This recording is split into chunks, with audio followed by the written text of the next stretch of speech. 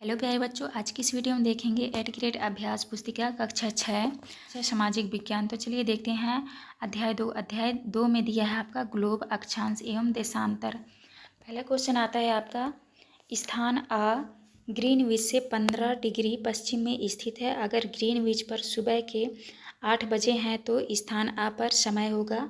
तो आपका उत्तर हो जाएगा बी नंबर, सुबह 7।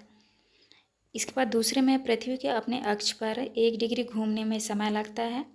तो आपका उत्तर हो जाएगा 4 मिनट। तीसरा क्वेश्चन है आपका, अगर भारत में प्रातः 11 बजे हैं तो उस समय लंदन का समय होगा।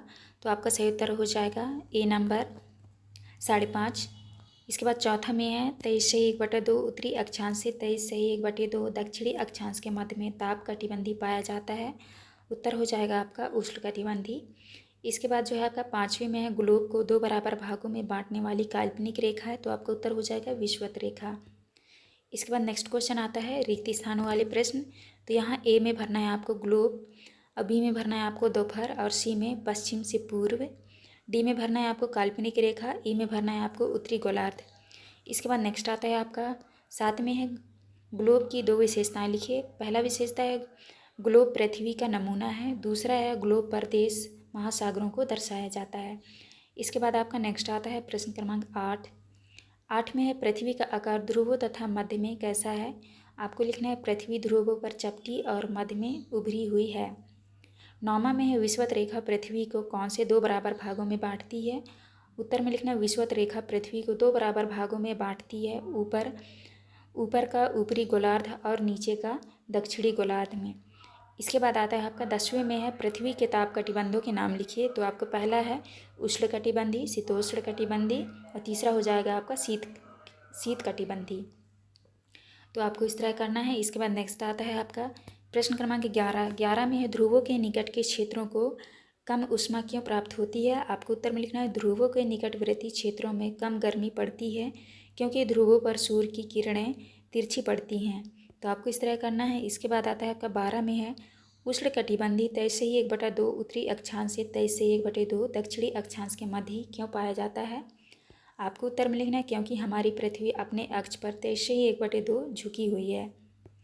इसके बाद नेक्स्ट आता है आपका 13 में है, देशांतर रेखाओं की विशेषताएं लिखिए। तो आपका पहला विशेषता है देशांतर रेखाओं की लंबाई लगभग समान होती है। देशांतर रेखाओं की लंबाई समान होती है। दूसरा में यह उत्तरी ध्रुव से दक्षिणी ध्रुव तक खींची गई है।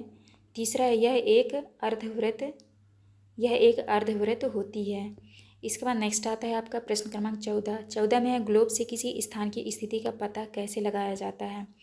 उत्तर में लिखना है ग्लोब से किसी स्थान का पता लगाने के लिए ग्लोब पर रेखाएं खींची हुई हैं, यह अक्षांश और देशांतर कहलाती हैं। इनकी रेखाओं की सहायता से हम किसी स्थान की स्थिति का निर्धारण करते हैं।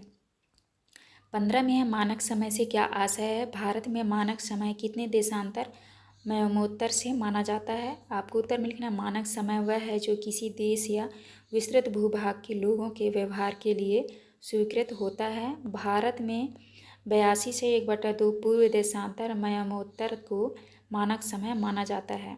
आपको इस तरह करना है। इसके बाद नेक्स्ट आता है आपका प्रश्न क्रमांक 16 में है, ग्लोब का चित्र बनाकर निम्नांकित को दर्शाइए। विषुवत रेखा, कर्क रेखा, मकर रेखा, उत्तरी ध्रुव, दक्षिणी ध्रुव। तो आपको जो है अपनी बुक से देख के यहाँ पे चित्र बना लेना है और इस तरह से आपको नाम भी दर्शा लेना है। आपका लास्ट क्वेश्चन। यहाँ पे हमारी वीडियो कंप्लीट होती है। वीडियो अच्छी लगी तो प्लीज़ हमारे चैनल को लाइक एंड सब्सक्राइब करिएगा। मिलते हैं अब नेक्स्ट